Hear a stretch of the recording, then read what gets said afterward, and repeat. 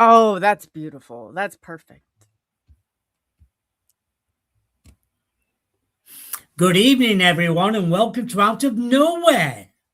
Well, my guest today is Coley Weber, or Coley UFO, known as Coley UFO. She's a prominent UFO ET experiencer, childhood developed mediumship channeler, researcher, public speaker, radio producer, and host as a dedicated, experienced, and advocate since 2017.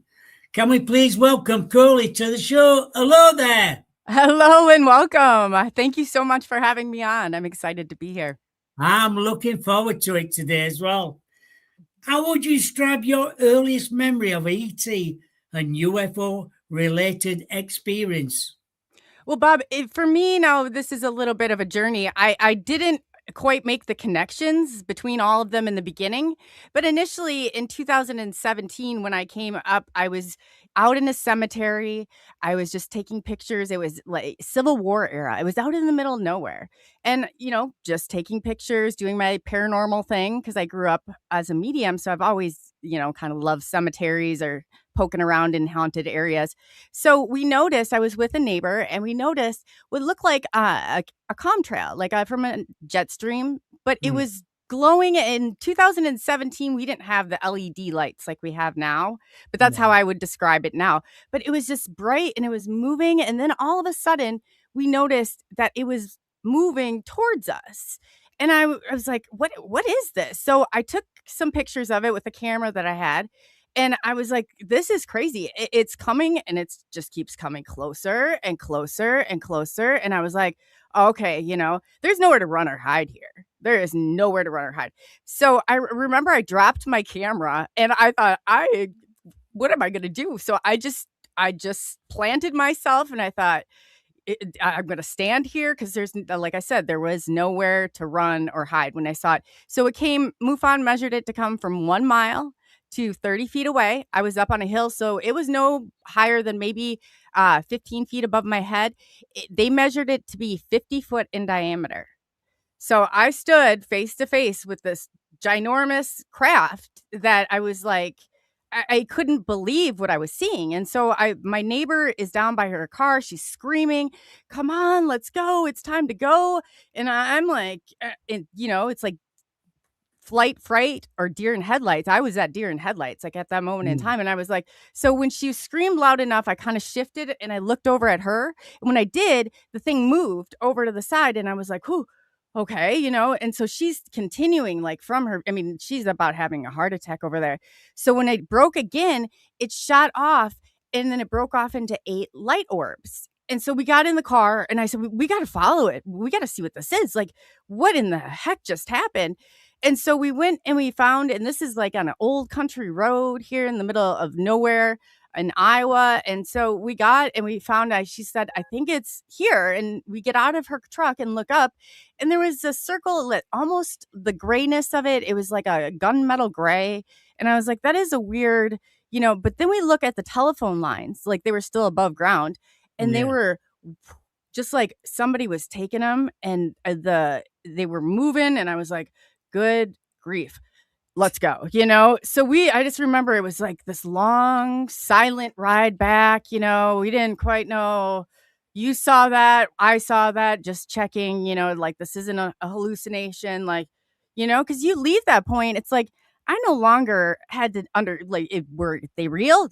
Okay, I questioned it. Now I knew. I didn't go looking for them. They found me. But if you back up 2 weeks prior, my brother had brought my son out and was going and doing something fun with him. And he brought him to the house and he was so shook up.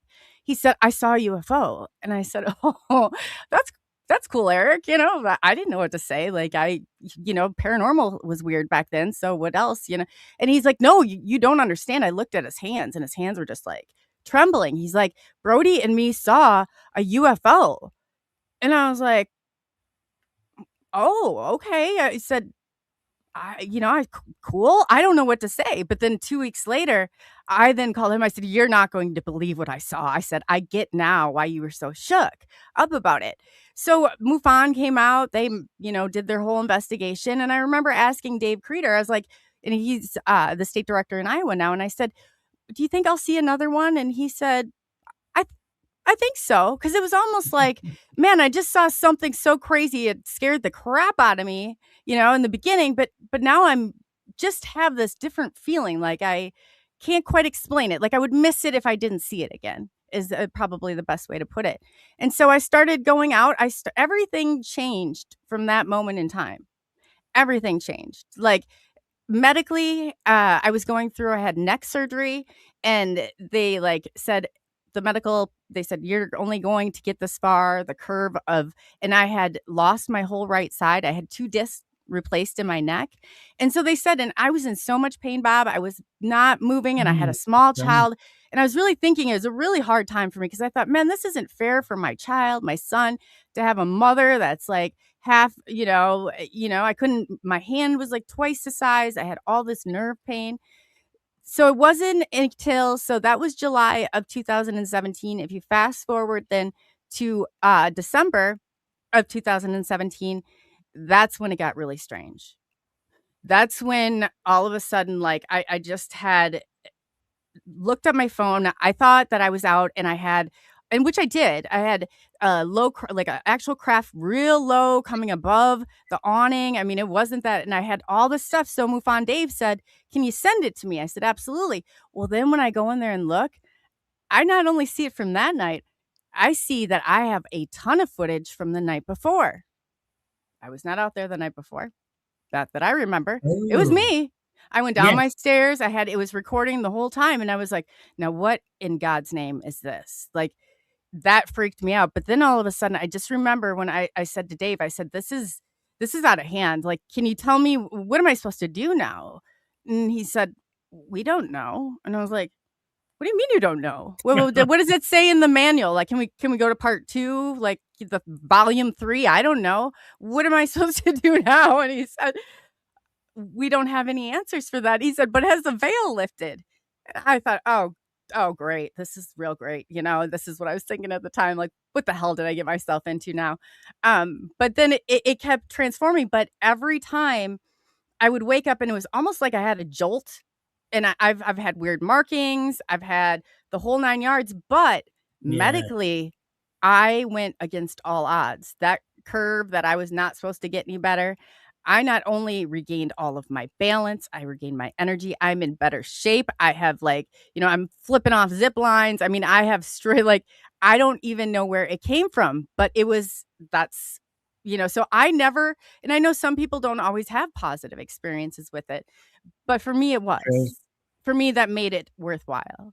So, yeah, it was crazy, and then there was a time, when it first began, and I was out every single night. There was not a night I knew the area. If there was, like, a light that was even somebody had a house light on that it wasn't I knew that area, mapped that area out so well, and I learned how to call them in, I learned how to signal.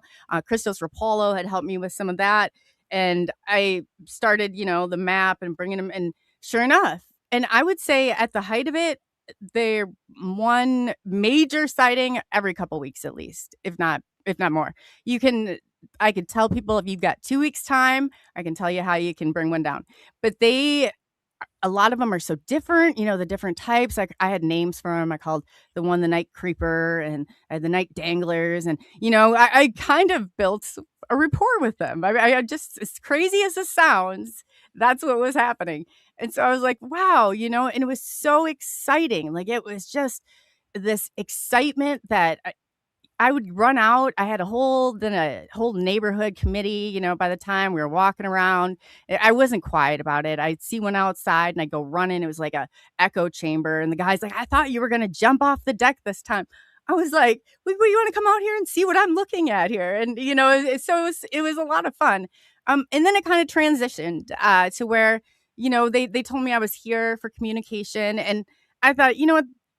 I'll solve this." Everywhere I went, I just asked everybody. I'm like, "Have you guys seen a UFO? Have you seen a UFO?" To the point my friends would be like, "Okay, we're going in somewhere. Do you have to ask?" And I was like, as soon as you walk through the door, "Hey, anybody seen a UFO, like, ever?" It just I don't know. I thought that if I got that, did whatever it was I was supposed to communicate, then I would go back to a normal life maybe. And that's not And I would never want to now. I would never want to now. But at the time, I was still digesting so much of it, and along comes the painful awakening process and all of that. So it really has transformed me in so many wonderful ways. I've met so many wonderful people. Oh, It's yeah, well, you have oh, done. it's You've great. met loads of people. And that year, 2017, were a very productive year at Benton as well, Hmm. where lots of things happened in 2017. They said I was a part of the second wave, whatever that meant. I guess there was 2 waves, but 2017 was a marker, I was told also. Yeah, because sheep mutilations, UFOs in the sky, lots of different things. And I met the Men in Black. I had a visitation from the Men in Black Ah. in Oh, really? 2017. Yeah, it was one of them years where, when you think down there, everything seemed to go around everything then. We had all different sorts of things happening at that time around Benton and various other places. Um, it's just a strange year. And like Yes. you said, me and Paul went out every night of the week. Never missed a night in 2017. Me either. Me It either. didn't matter if it was -6, -7. We still go out. I had a space heater I brought out with me. I was bundled up like you wouldn't believe, but I never missed that night watching. I not a one night did I ever. And I One of those assumed things in life, isn't it? oh, Where you yeah. think you want to see more. And I always wanted to live at Benton. If I could have bought something then, like same with Paul, we always wanted to buy a field up there and put some on it and monitor it for 24 hours a day, if possible. There's still things happening up there now. Really? That's interesting. Do you guys make it up there? Paul gets up most twice a week or 3 times. I've had 2 knees done and an hip done. So I'm being able to get out as much as I'd like to, but I'm getting better now. Oh, wow. Oh, you guys have to get some footage. I would love to see. That was yeah, people who watch the Paul Sinclair. I see some of my crew in here. So nice to see everybody. Paul Sinclair was talking about when he was talking about Robert Brown, and Robert Brown lives in the house that Paul was talking about. That was a fascinating show. I hope I should have said that, but that is I wow, I would love to go out there with you guys. I really would. If I make it to that area, would you take me out?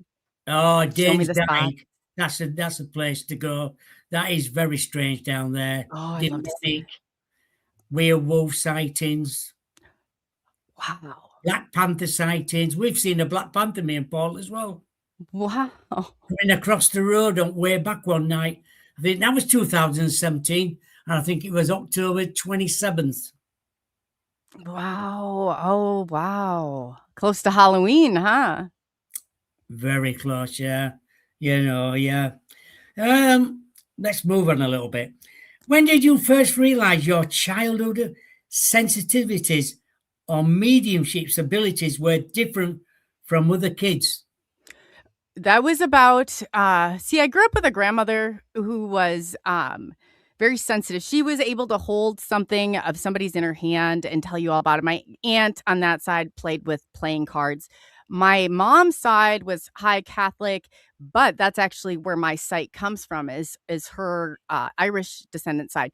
But Yeah, so I guess I kind of maybe was aware because it wasn't too much, but I remember I was about 4 years old. I was over at my grandmother's and I was laying in my old aunt's room, which became mine. And I remember that I felt in the middle of the night something very much a presence. It held my hand, and I was thinking, "Is there something really here?" It was very odd, and I kind of laid there and I thought. But like I said, I was kind of brought going to haunted places and things like that. It was always something. So it wasn't normal, but it was very strange for me to like all of a sudden be experiencing it.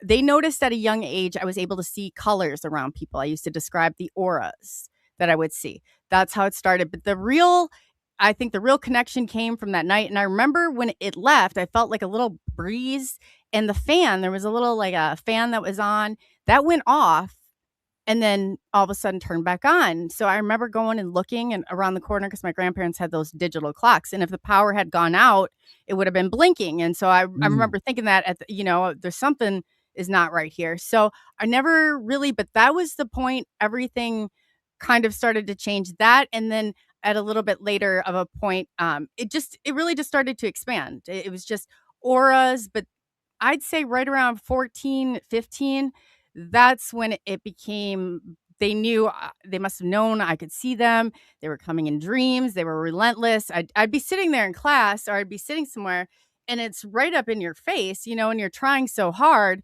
because other people, this is not something. As a kid growing up, I told my mom about it and she wanted to call the priest to have an exorcist done. And, I was like, do we really have to go here? So I kind of shut it down where I was like, I can't talk about this with everybody.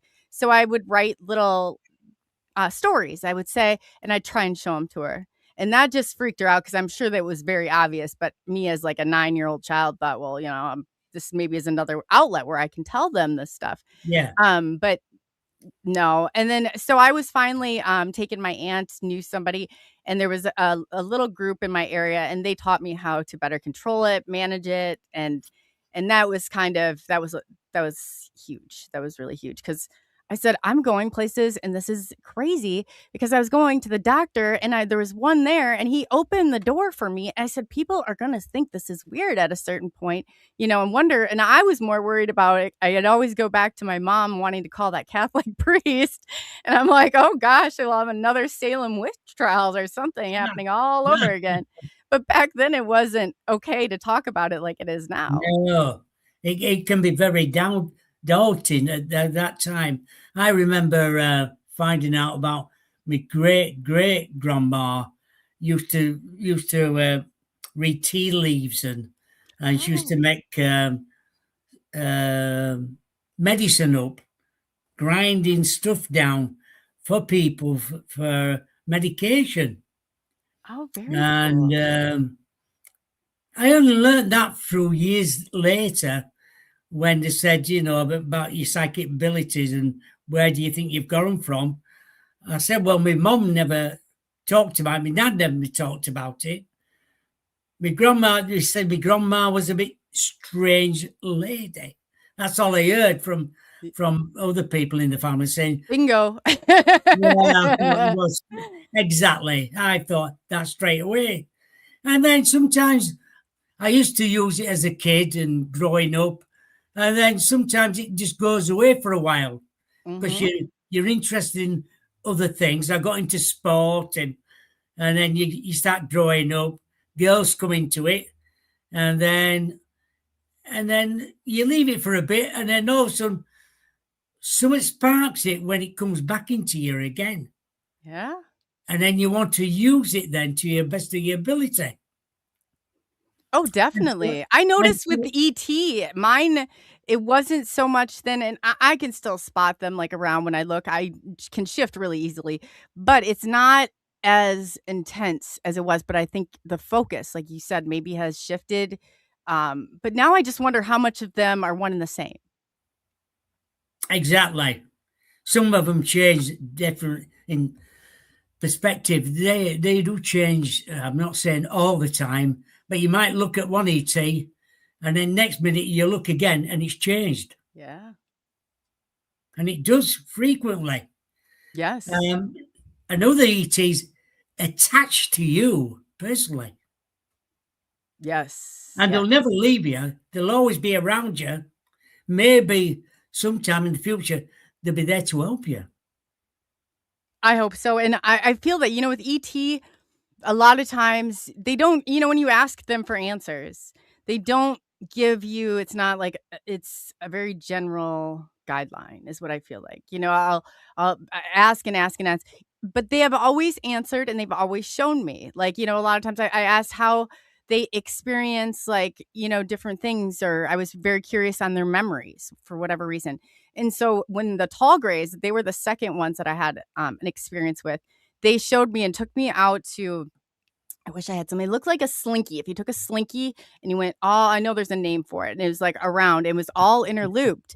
And they created a holographic, like it was the scene was playing out, so they could go up and you could hear and watch and look from all different angles, and so they didn't change anything about history. They were able to re-experience it in a holographic generated reality. And a lot of times when they would go, there was the tall grays are also where I saw the child.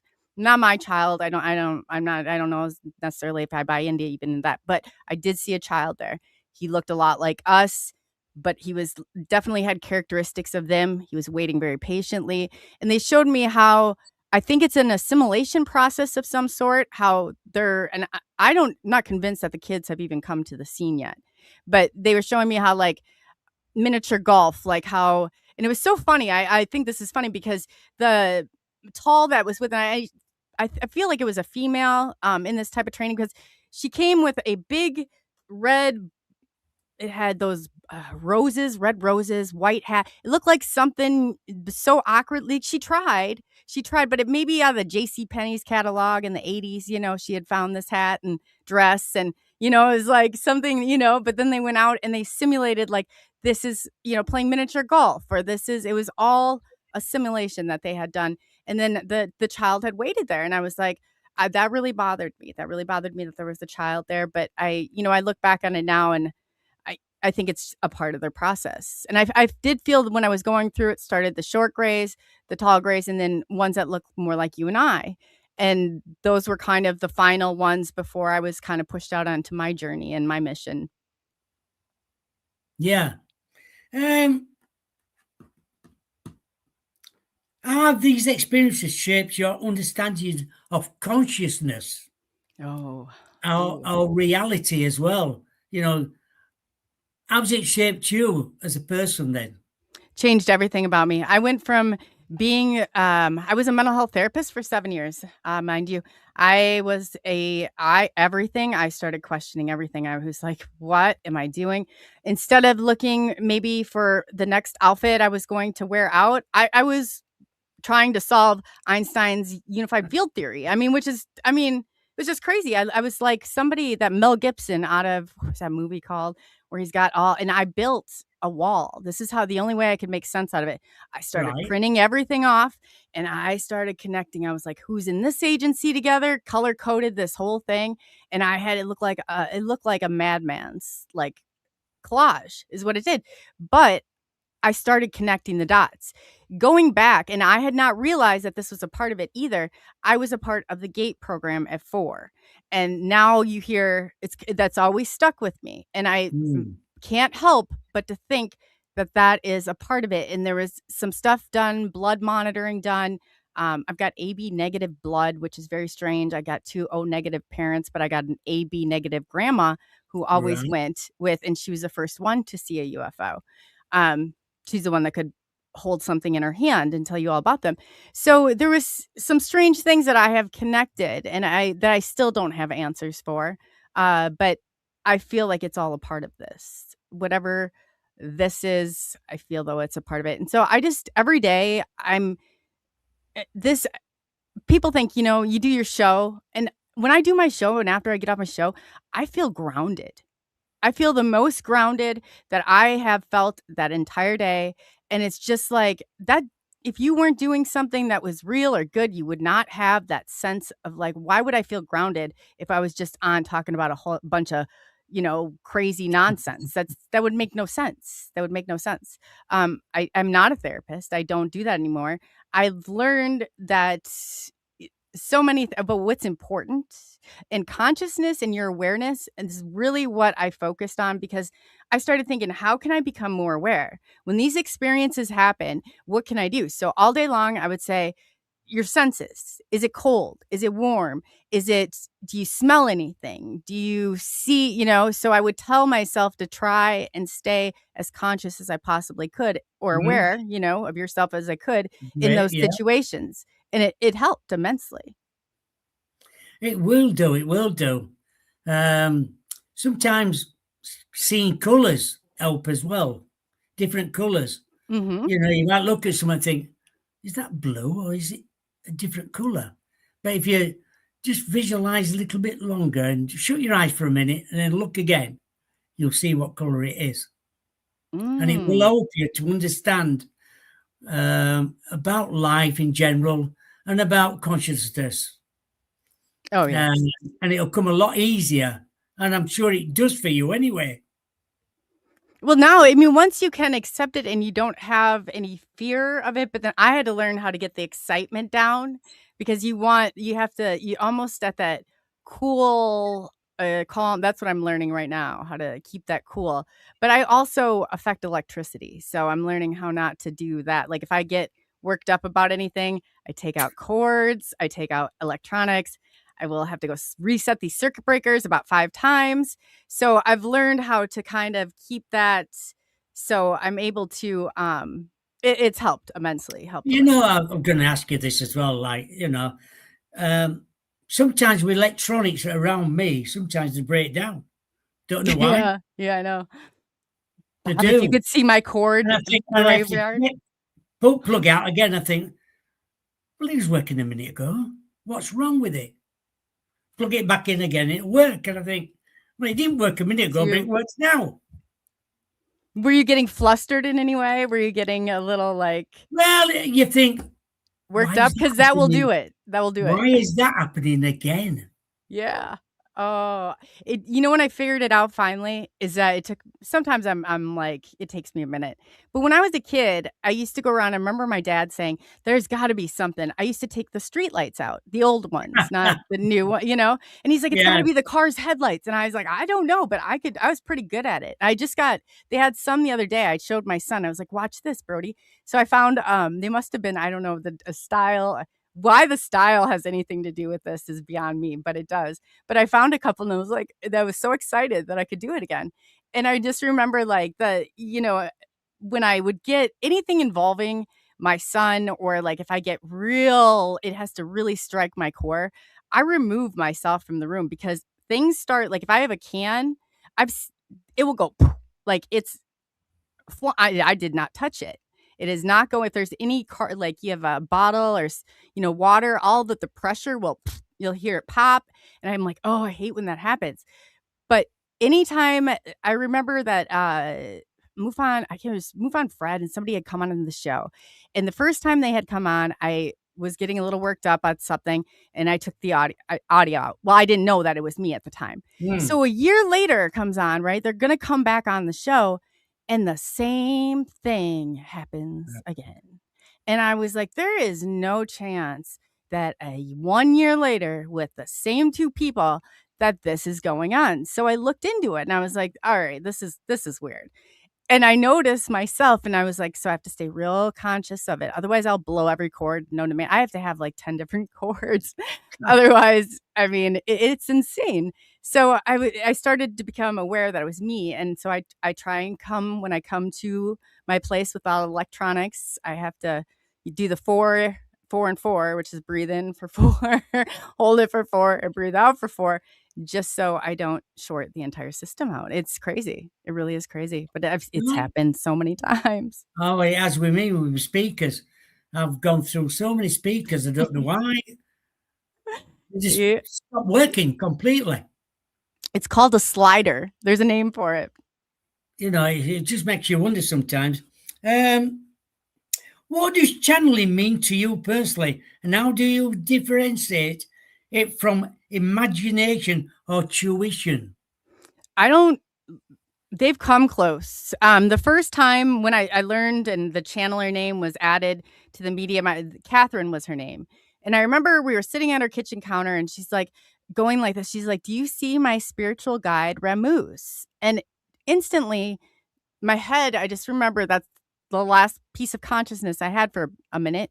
And they said that my eyes started fluttering and my head had gone back. And I'm like, this is scary. It scared me a little bit. Like that part of it did scare me. And I was like, what the heck was that? And she said, you're a channeler. And from that point forward, I never let them get that close. I don't feel comfortable, No. I don't want to even open that door. So they can come in and I can feel it sometimes when they're trying to get too close when I'll have a hard time getting something out. I'm like, "All right, back up now. You get it back up." So you have to have firm ground. You really do. Stand your ground. You have to be in control. You cannot be afraid of them, and you have to set your intentions. Your intention is everything. So I try and do that. And if I need a clearing, I usually go to James Gillian because I just, I sometimes I get a little get in a situation where I'm a little in over my head, so I know who to call when I do. But That's a good thing to do. yes. If you're not sure about something, call somebody. Yes, definitely. That's the only Definitely. way to do it. Because I know a good friend of mine, and Paul's, years ago, was told not to go to Rendlesham Forest. She said, do not go down this weekend. Keep well away from it. And a friend of his, I think his brother came up to visit him, and he took him down. When they'd been to Rendlesham, came back to his flat or house, I think it was, entity had followed him back. His brother had gone back down, and when Derek got to his laptop, he shut it down like that. This entity smacked his head against the laptop, broke his nose, and laid on the floor unconscious all night. In the morning, he managed to get outside and call somebody. And Brenda Butler came to see him. She's a psychic medium, still going today. And she said, what did I say to you? Do not go to Rendlesham. And she told him, she said, when I say things, I mean things. And I phoned him up 6 months later, and he went, I'm glad you did, Bob. You must have known there was something up because I want to talk about it. So he came on shows and spoke about it for the first time. Oh, wow. And he said, I'm glad you've told me, you want me on my show. I want to tell a story about what happened to me when I went there and all that. And it proves that things like that happen. And people don't realize. Yes. Oh, so true, too. So true. The Rendlesham, there's a lot of, I have some leaks on the Rendlesham Forest. I'll share those with you of some of the things that were done out there by the U.S. military. Oh, yes, yes. I'm sure you know. How do you balance personal experience with scientific or investigative rigor? I'm probably in talking to the people that I do, I can always tell an experiencer like usually within about 5 minutes. Yeah. And there's certain things that I keep that I have in I don't trust the government. I don't trust the US government, but I want to know what they're looking for in experiencers. So I found the Roper poll by Robert Bigelow. I got MUFON Star Team, and I got a different poll by our government. So I thought, well, if they're looking for these characteristics in us, I want to find out what they're looking for.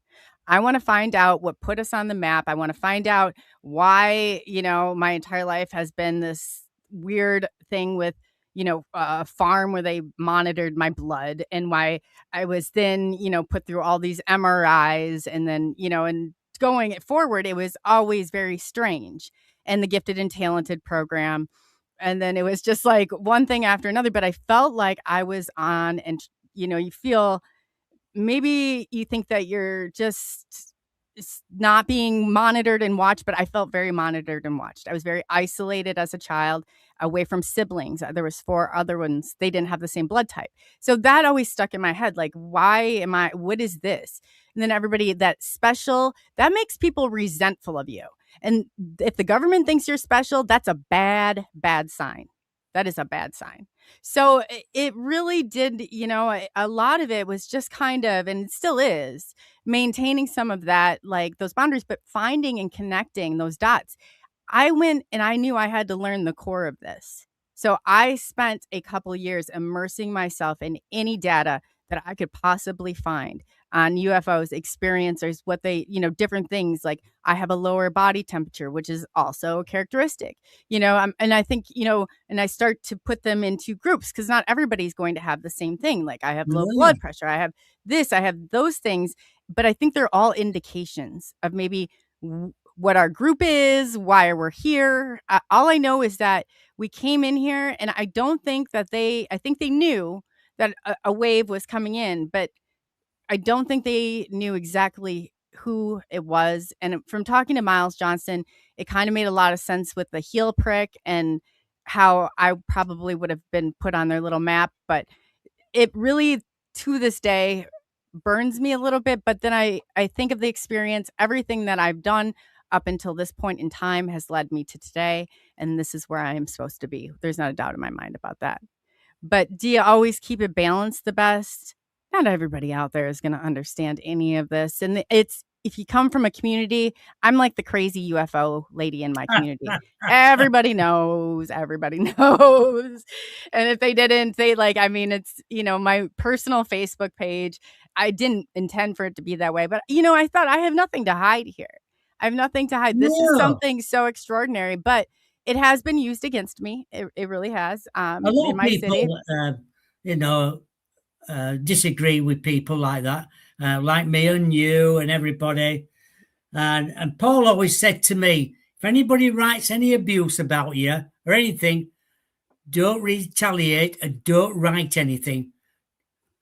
Starve Anything. them. Just let them get on with it. Sooner or later, they'll get fed up of it. They want your attention and reaction, yeah, and Yeah. So you're doing something good. I always say I've got a whole bunch of them too. I was like, "Ugh."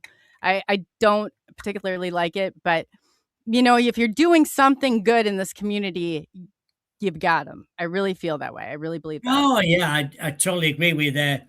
Based on your experience, what do you believe ETs are trying to communicate or teach?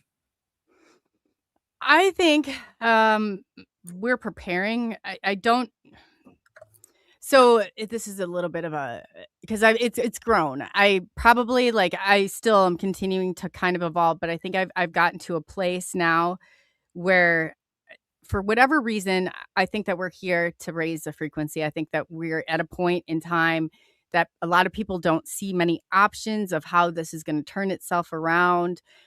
But I feel like that's when we're going to come up and we're going to be able to change some of this. And I even have an idea of how this is going to play out. But like I said, this is all from my research studies and things that my communication and I feel like my part in it. And I think that when I was at that farm, I'll go back to that for a second. There were 3 different types of machines that they had used. One was these 2 rods where I would hang on, they would program a frequency. The other one was 2 plates in water where you'd put your feet down on it. And the third one was a light machine that would flash these lights at me. Now, I just recently found that the feet in the water were probably for grounding. The rods were probably to help me to regulate that currency or that, current going through, but it affects the blood, the frequency of your blood. And Yeah. then the third one is the light machine, which I kind of attributed maybe to chakras or something like that kind of awareness. So I feel that that will be a part among many other people. I think that's will be my part that I play in that, if that Yeah. makes any sense. Yeah, it does. Yeah, yeah. I think it does. Real. Right. Where have we got to? How how have your experience affected your mental, emotional, or spiritual life? You know, you question when I first started this, I was a mental health therapist, right? So I had my Yeah. clinical notes and I was writing it down on my clinical notes and I went through my DSM and I was like, okay, there's got to be a diagnosis for this, right? There's something here. I've obviously like I've cracked up. I don't know, something's going on here. We're gonna find out what it is, but I wasn't sold on any of it. So you'll see in the beginning of my notes, they're all written on clinical notes on myself. And then the more I started, we didn't have like all the internet and the media like we do now. In 2017, it doesn't seem that long ago, but we didn't have the groups. We didn't have people connected the way we were. The True. paranormal was just becoming a little bit less taboo to talk about. But I ended up finding some great groups of people that I still am friends with to this day. And we kind of helped each other out because I MUFON was like, they had nothing. They didn't have a step 2 in their book. They didn't have a second chapter. I said, "Well, you know what? I'll call you guys back when you do." Because I was, that was so disturbing to me. I'm like, "Why you have me go out and do all this? There's no book." So to realize that like yourself and so many others, we're pioneering this. this is uncharted water that we're going through, and we're figuring more and more and more of it out as we go.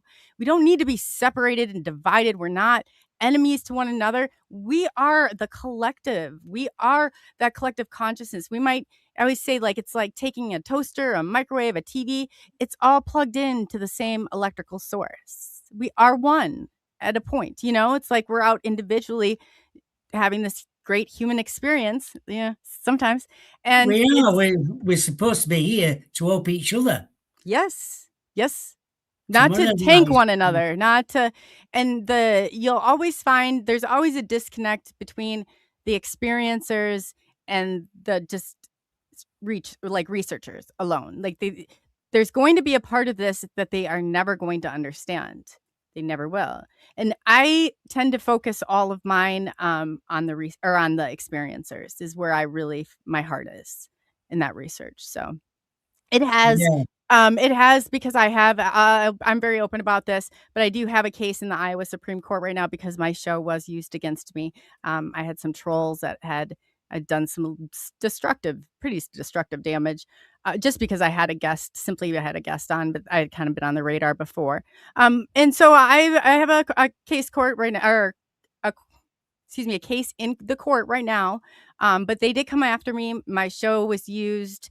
The officer testified that they've been watching it, and I was a quote unquote conspiracy theorist, and that they said, and as a mental health therapist, mind you, he said could not distinguish apparently between reality and fiction. And I thought, oh, you couldn't be more further from the truth here. But Crazy people. mhm. It doesn't come Absolutely. without a fight. It doesn't come without a fight. It really doesn't. Oh, true. I can remember years ago, I had Larry Warren on my show, and he lied and lied and lied. But I said, and then people said, "What, you got him on your show?" I said, "It's a radio show." I said, "I'm not bothered what he's done. I'm just going to interview him. If he lies, he lies. Doesn't make any difference to me. I'll just try and get more truth out of him." And I got slagged off and terrible. And Paul said, "Take the notice on, Bob. They'll go away eventually." And they did do. They went away and finished. I just said, "That's fair enough." And everybody's saying, "Oh, what have you got him on for?" I said, "Well, what he said, I asked him the questions about what he'd seen and everything, and it was a lie.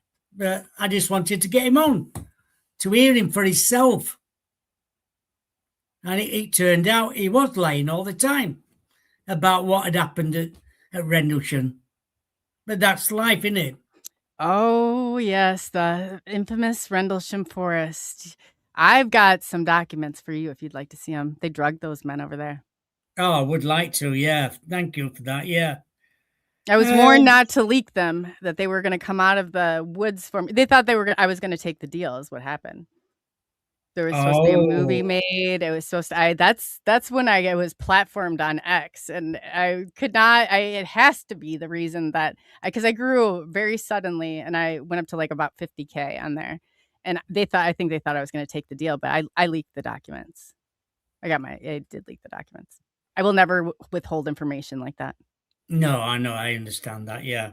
What role do dreams, altered states, or meditations play in your contact experience? Meditation? Yeah. Or altered dream states. Mm. I haven't been dreaming that too often. But what I've learned to do is a little bit of. I never did think that I was traveling, but then when I was finding more about the GATE program, I started to go, and the way that I will kind of travel is I do it very intentionally, but I have to know what the person sounds like and looks like, and I pop over, and it's as an orb, and that kind of brought some, but I do when I meditate, I go in and I have my own routine that I do now. I don't Yeah. really trust, like, I've become more I question everything. Let's just put it that way. Not paranoid, but you don't know if there's subliminal messaging in there. You don't know. But I have found myself that I have not been dreaming like I once was, and I don't know what that's attributed to, but it's that part of it kind of, for a little bit. So I don't know. That just kind of recently happened in Then the as though you're more connected to other things in life now. Oh, that could be It's it. changed over for you. And I Yes. think you're picking up more of more energies and ETs. That's probably has a lot to do with it. And I think a lot of it is a learning, they give you what you need, and then you have to take that and you have to figure the pieces out for You yourself. have, yes, that's so true.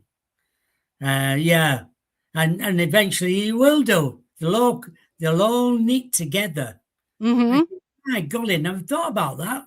I know. It's like all of a sudden you see these random you get to have random 5 things, and by the end, they will be nicely stitched together. I needed to learn that sense of urgency, at God's speed, I needed to slow that down because I was in the beginning, I was so frantic. I can always tell people who are at the beginning of this because they always, from just their emails or messages, they're like, "You got," you can sense that sense of urgency. So I had to learn that when that time comes, I can't force this.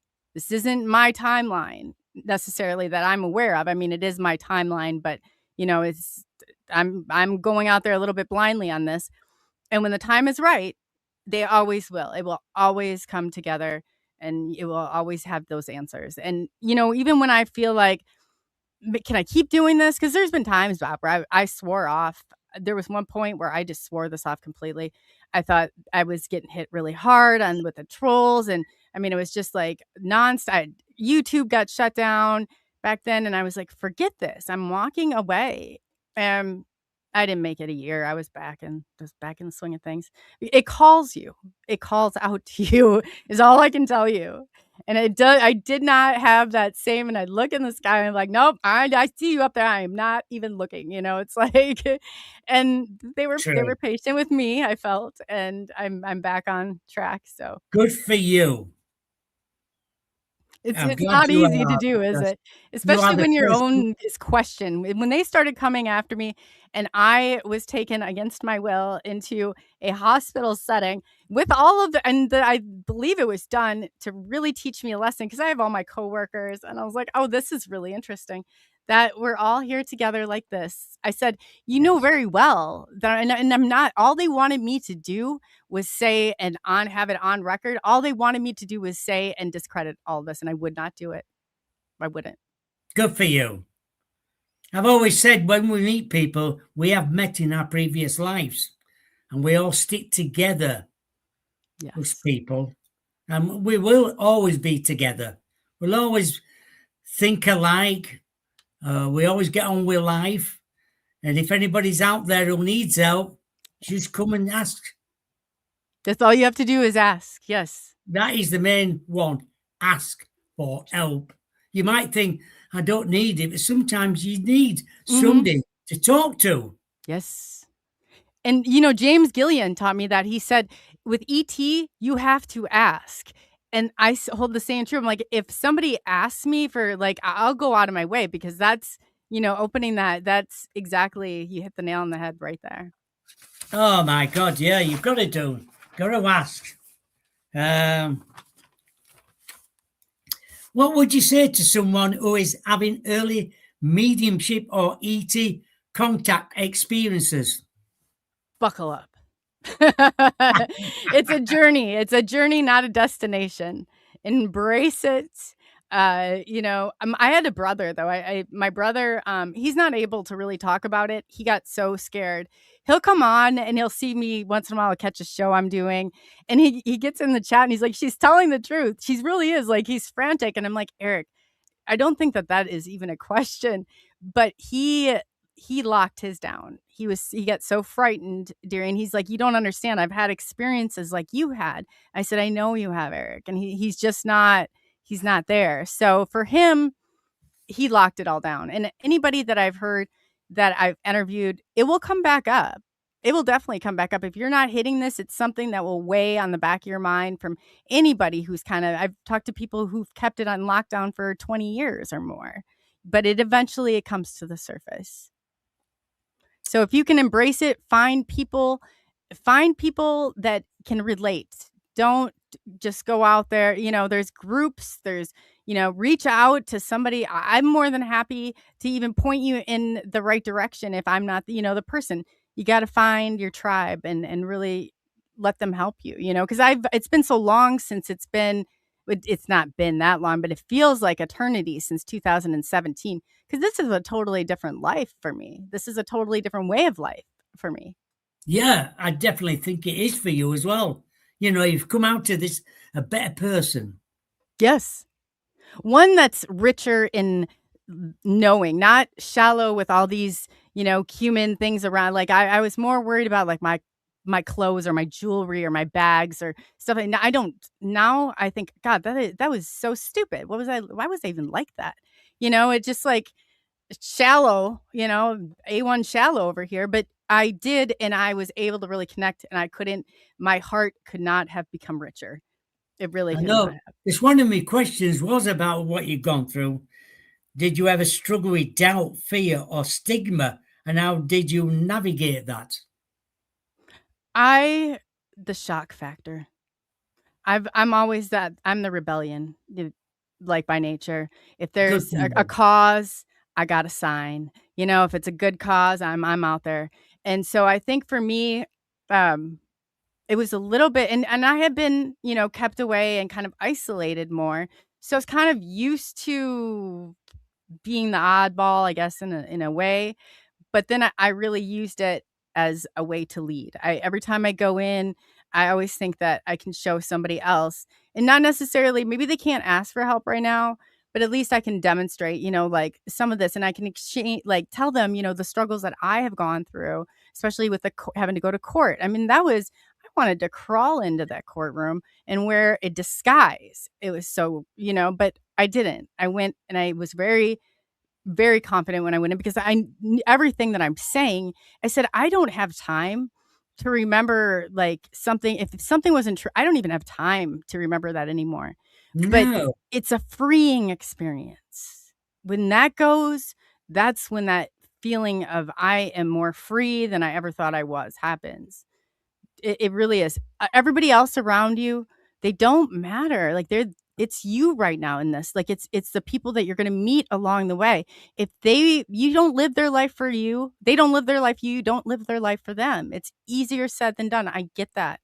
But when you're at that point, and I was, to disconnect to whoever I needed to find that's how important this is to me, then I knew that I was headed in the right direction. yeah. And I'm glad you did do. And you're here to tell the story as well. That is the main thing. And you're a better person.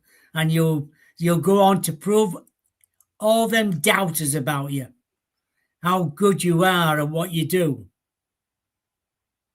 I appreciate you saying that. And it's not even that. I'm out to somebody, but, it would be nice at one point for them to realize, and I think that it's coming closer with the government, that that's not, and I really am kind of convinced most of them do realize. I think it's a scary topic, but if it's any sort of sentiment to what will happen when this disclosure comes about fully, I worry for them more than I worry for myself.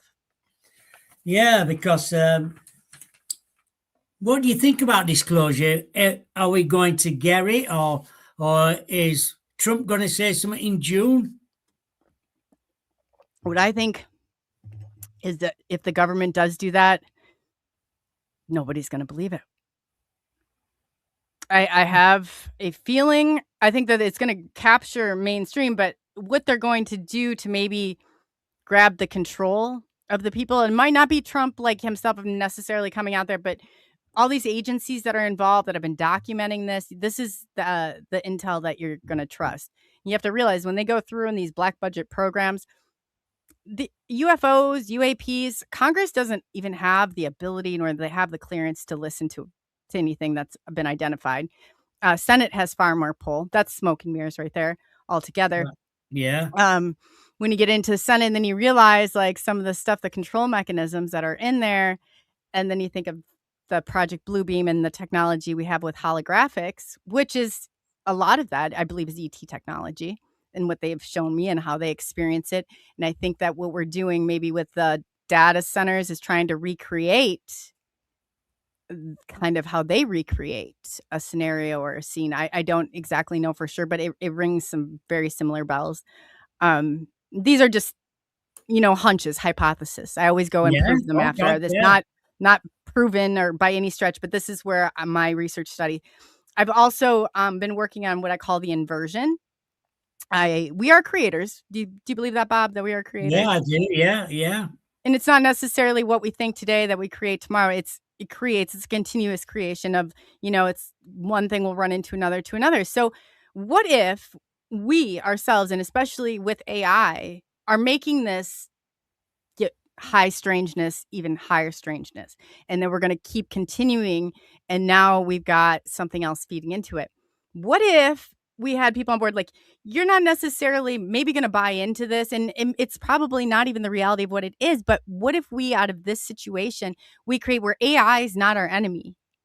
AI is, a helpful, loyal asset to this, and Bigfoot's, and we put this in and start putting it out there, and you get the collective, because there is the theory on 100, 100, then it collectively is known, and I believe I really do believe that, and I think that if we can, get people to make memes that are friendly and do this, that this is the only way at this point that we are going to grab control of this, and then that's where I kind of a project I'm working on and how I'm going to present it, because it's complicated. It really is complicated.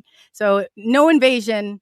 We're going to do the inversion, but every story we tell at the end, we're going to invert it our way, and then if you can get people to believe, because believing is where it all begins. Yeah. I think over the years, people do believe in UFOs now. At one Mhm. time, they would never ever talk about it. They say, "I can't talk about that."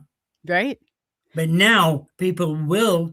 If I say to somebody, "You ever seen a UFO?" And, "Oh yeah," but I didn't want to tell anybody.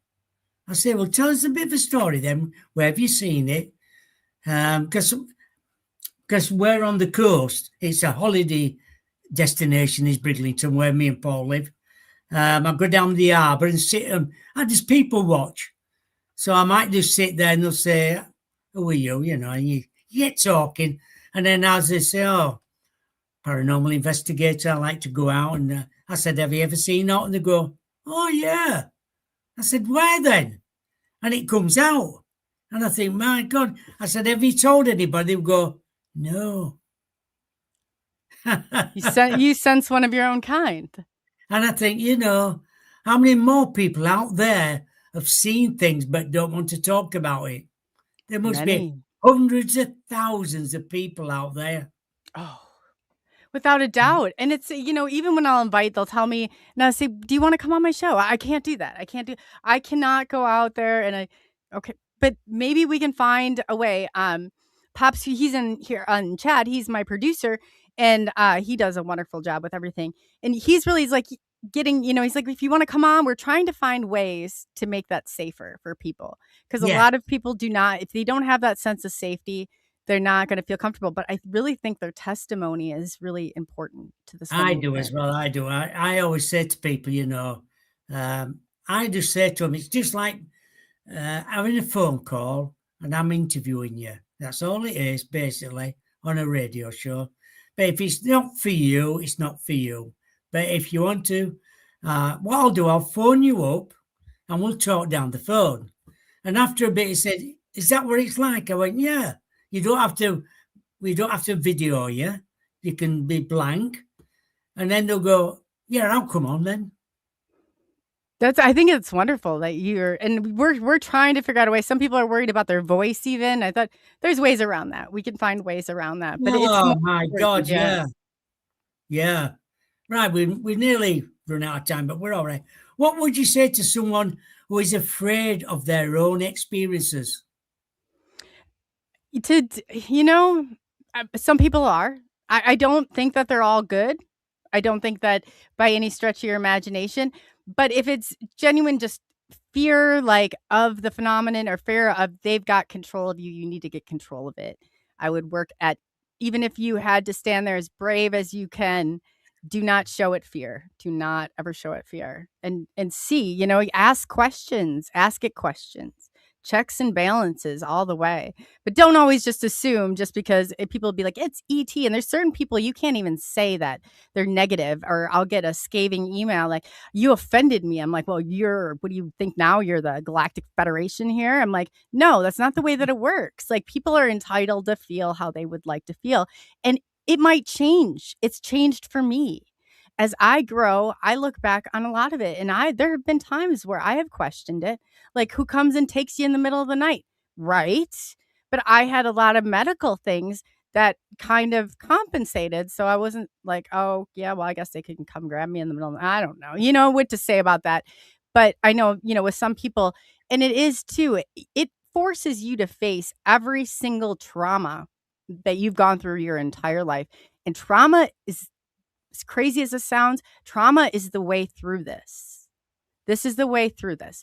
And for whatever reason, I just encourage them to find, some real experiencers, and find somebody that, like a mentor to you, or somebody that you can relate to. And that will make all the difference in the world. I truly believe that. I'm sure it would do. Yeah. Like you say, I've been out of bed and I've been going down this tunnel, and all of a sudden I'm back in bed again. Boom! Yes. Right back in and jumped, and I think, oh my God. Oh, the jolt. Yeah. Yeah, the jolt. And then I woke up and I thought, oh, right. I'm Oh, here that again. jolt. Yeah, I know exactly what you're talking about. I was like, somebody restarting your heart is what I feel like that. Well, it With does, their because another thing about me, I've got sleep apnea. So my heart stops now and then Oh, in bed, and you joke anyway, and but not as bad as when I've been bounced back in the bed. It just yeah. wakes you up because your heart stops for a second, Yeah. and then you Yeah. just wake up again. Have But you I've got experienced no, the void? but yes, Oh, isn't that trippy? it's so strange, and you think to yourself, what else is out there? I Where know. else? I know. Where else can you go? I've seen some, and I had the opportunity to go. I still don't know exactly where it was, but it was very, very interesting. It seems like there's worlds that are created, like the creator's world, like a sandbox, almost, like, as the way that it was. I mean, they're solid items, but they are, I don't know how to explain it. It's you go to so many different things. I think the two strangest moments were shifting out of that void where there was absolutely no sound, no nothing, no, I didn't know where the heck I was at. It felt like a bad, like, uh, Alice in Wonderland clip or something. And then when I looked ET in their eyes, that was another point where I will never shake the two experiences. True, true, true. We're about come to the end of the show. It's been very nice indeed. Yes, I will come on your show with Yeah. Paul That would sometime. be excellent. That would be excellent. Thank you. And where can people find you and want to get in touch with you? Oh, yes, absolutely. You can find me. I'm over on YouTube. It's on SNX Radio. I'm on Twitter, Coley UFO. Facebook, it's either Coley Weber or Coley UFO. Coley UFO is a nickname. I embrace it now. I was like, I thought I was being discreet back then, right? No. So yeah, Yes. I'm on all major platforms. The easiest one, like YouTube, I'm on a lot. Facebook, any of those. But yeah, more than willing to chat, talk to you. And tell everybody about your radio show. Right, I started SNX Radio in 2015. I branched off. I wasn't sure if I wanted to go it alone, but we've been doing very, very well. It really is. It's we encompassed, anywhere, like, Pops that's here. He does my production. We cover cryptids. We cover non-human intelligence, off-world entities, however you want to put it. But we cover it all. High strangeness, paranormal. ET is where, obviously, like, my focus, or a lot of it Yes, is, but we're really branching off because I think that all of these connect. And I'm with Paul. Like, Paul Sinclair, when he was on, he talked about the NHI and how he believes they're all kind of one and the same. And I do too. I think I've been really trying to bridge some of those gaps. So That's where we're at. We're not I don't allow anybody if you're in chat and you're going to ridicule somebody, you're out. Like, we don't tolerate any of that in there at No. all. So, it's a safe place. It And really what is. time do you show on? Mondays, I do with Maya. That's 8 p.m. Central Standard Time. Tuesdays, we're doing the Disclosure Desk with Gary Spikes. And we're, I think, probably around 6. It's something we just started. Wednesdays is usually 8 p.m. Thursdays, Jay Austen and I do it's either a 4 or a 6 p.m. show. And then Sundays, Saturdays or Sundays, I've been doing Yeah, 3. I'll come on with Jay and Oh yeah, Paul. Jay will be on there too. He'll be so excited. I just talked to him before, so I just had no idea the house, and you have no idea the whole time I was so into Paul talking about this house. I was so invested in this house, and I'm like, man, how that went full it's a, circle. it's a small world. It is. It really is. But it's been a You don't know. pleasure to meet you. You think you Yes. know everybody, but you don't. No, no. No, and it's great, like, when you start to those connections, and I think that it's so important to bridge. I love the fact that you're getting people from all over, and it's not just because you kind of get, the conferences and everything are normally the people in your country, but, the UK has a absolutely wonderful, rich history of this that I Oh, is learning so much about, and I'm really enjoying that part of it too in the Thursdays when with you Jay. talk about the Flixton werewolf, that's not far Yes. away from us. Oh gosh. I And would that love to dates see back a that. long time ago. You know, On if the that guy days, ever moves out, you let me know because I might be interested. I mean, that's right up my alley where you're at. I love it. I absolutely love it. Hopefully, I'll yeah, be able to go out with you if you guys ever came sometime. over, no problem. That is awesome. We'll take you up there and take you Oh, to I'd love Danes to. Dyke and lots of different places to go. Paul knows them all as well. Oh, Where to yes. go. I know people who've never been to Bempton before who go, don't like it up here. They don't like. No, they don't like Bempton in dark. Oh. It's How about. scary. They Yeah. say, the atmosphere up here, I don't like it. And I say, look, there's a few of us up here. You'll be fine. Can I go home? I what? So we have to walk you back to the car park, and then somebody's got to walk back here. Oh, How does that man. work? People, oh gosh, I know.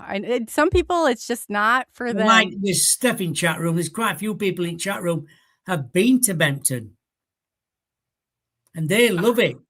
Yeah. They can't wait. They're from all over the UK. A lot from South Yorkshire. We're in North Yorkshire, North East Yorkshire. But people from South Yorkshire, some people from Manchester, some from people from all over have been to Bempton sometime or other and met me and Paul up there. That's amazing. That sounds right up my alley. The more haunted, the better, I Oh, always you say. would love it. You would absolutely adore Oh going up there gosh, yeah. at Eagle at night or whenever. Me and Paul was there at something like 4 o'clock in the morning. And I mean, it was about -6 or -7. Nobody else, just me and him up there. I mean, you're walking and it's crisp. And he'll say to me, I'm going up there. And I said, Paul, it's all right you saying that, but if you go missing, what am I going to tell Mary when I get back? Yeah, how does she deal with all of it? The kids, they were in the chat when he was on. They seem really, I thought that was really cool. Oh, yeah, they're great. They're all girls. And Mary just gets on with life. She knows Paul has to go out. I need to say, I'm off out, Mary. I'll see you when I get back. It's a calling. It's sometimes you don't feel like you have a choice. It's like you're calling. Something's calling you there. I understand that. I really do. And he'll just say, I just need to go tonight. There's something's going to happen. But she always asks when he gets back, have you seen Hope tonight? It's nice when we've said we've seen something or something's happened or that. And I remember one night we were up there and I was getting over this fence. The fence bloody collapsed on me. And I'm not joking. I could have gone in seconds over the cliff. Oh my gosh. And I was doing it as a laugh. and it could have gone the other way. And he said, what would I would have said when I got back and said, Bob's gone missing over at top of cliff. Oh my God. He said, it'd have been me. Police would have said, you've thrown him. So You it's never know. stupid. Yeah, I guess when you think about it. And it was, Ooh. there were a wire going across, and I went, well, I'll just get over here. And I didn't realize it bloody collapsed and I fell over. Oh my gosh. And then there's about, I don't know, say about 7 foot, and you're over top of cliff. I could have rolled and gone. Oh my gosh. So you stopped then? You didn't? Yeah, I stopped. I bet you were. That's I managed to scary. just go over the top and then stop, and I thought, my God, that was a bit close, that was. You don't think it was an entity saying, Bobby got too close, was it? I hope not. Oh my God, my bloody heart was pumping. I bet it was. Oh man, that would have taken a few days to come on. Like, Well, I'm sweating thinking about it. It'd have been in Nick. Oh man. The Rardin would say, who was with you then, Paul? Just you and Bob. Oh yeah, just you and Bob went up there, huh? And the worst thing is, and you write about missing people, Paul. Oh. End of case. Is this a new story for you, Paul? Do we need to investigate all the people you've written stories about? This is the way they think too. Oh goodness. Oh goodness. Anyway, thank you, Coley, for coming on the show. It's been lovely. Yes, it absolutely has. And I look forward to having you and Paul back, having you on and Paul back on. That's awesome. Oh yeah, just get in touch with Paul. He'll organize it. Amazing. And thank you so much for having me on today. And it's been wonderful. Yes. You can come on back anytime you like. Oh, I would love to. I would love to. But thank you. I do appreciate it. You take care. Thank you to everybody in the chat room as well. There's always people in there. And thank you again. Yes. Thank you, everyone. And enjoy the rest of your day. And I'll be with you in a minute.